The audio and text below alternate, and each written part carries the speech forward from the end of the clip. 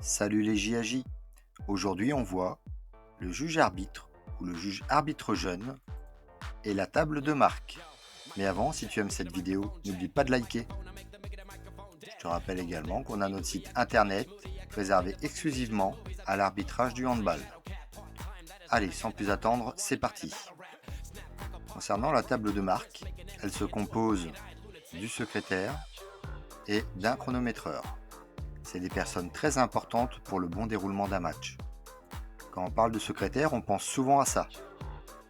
Eh ben non, ce sont souvent des bénévoles qui participent au bon déroulement d'une rencontre. D'ailleurs, je te rappelle que pour faire une table de marque, il faut que sur la licence FFHB, un certificat d'honorabilité ait été rempli, sinon tu ne peux pas l'effectuer. Concernant le secrétaire, il doit être logiquement fourni par le club visiteur. En bas niveau, c'est souvent le club qui fournit le secrétaire et le chronométreur.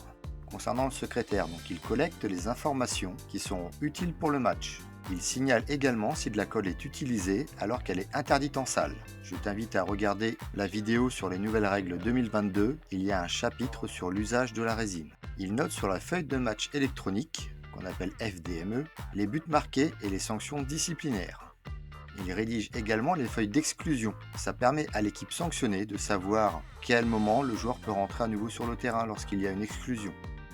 Il complète et vérifie la FDME à la fin de la rencontre. Point important, les juges arbitres ou les juges arbitres jeunes restent toujours responsables du score et du temps. On dit que la décision de l'arbitre est souveraine.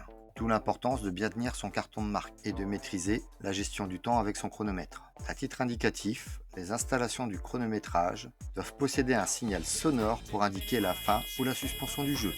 Très important, le match commence au coup de sifflet de l'arbitre et se termine par le signal sonore. S'il n'y a pas de signal sonore, tu effectueras les 3 coups de sifflet pour mettre fin à la partie. S'il n'y a pas de tableau d'affichage ou ce dernier est en panne, l'arbitre avise régulièrement les équipes du temps de jeu restant. Passons maintenant au chronométreur. Il devrait être fourni par le club recevant. Son but, c'est de contrôler le temps de jeu, les arrêts du jeu et les temps d'exclusion. C'est lui qui doit contrôler en début de match le bon fonctionnement du matériel. Le chronométreur arrête immédiatement le temps lorsqu'une équipe demande un temps mort d'équipe. Bien sûr, elle est en possession du ballon. Il doit rester le plus souvent possible en contact visuel avec les arbitres. C'est pour ça qu'on voit les arbitres commencer près de la table de marque en début du match. Il gère le pupitre de commande qui indique le temps de jeu ou les buts par exemple. Il confirme les sanctions disciplinaires données par l'arbitre et l'indique par une gestuelle conforme. Si l'arbitre indique 2 minutes, le chronométreur effectue également le 2 minutes pour indiquer qu'il a bien compris. C'est pareil pour les autres cartons. Point important, le chronométreur doit arrêter de son plein gré le temps s'il constate 2 choses. Une faute de changement